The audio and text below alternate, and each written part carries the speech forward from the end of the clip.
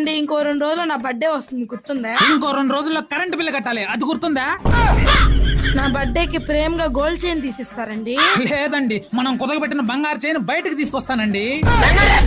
మన పక్కింటి ఆవిడ తీసుకున్న చీర ఎంత డిజైన్ గా ఉందో. నేను రోజు వేసుకునే అండర్వేర్ కి ఎన్ని బొక్కలున్నాయో. పోనీ 2 రోజులు ఏదైనా ట్రిప్పు తీసుకెళ్లొచ్చు కదా జాలీగా. ఇంకో 2 రోజులు ఇంట్లో సామాన్ డబ్బాలనే అయిపోతాయి ఖాళీగా. నువ్వు ఇలాగే అంటున్నావంటే నా 2 పిల్లకాయలు తీసుకుని నా పుట్టింటికి వెళ్ళిపోతా, అక్కడ చేసుకుంటా నా బర్త్డే. నేను రెడీ రా బంగారం, పద వదిలేసి వచ్చేస్తా.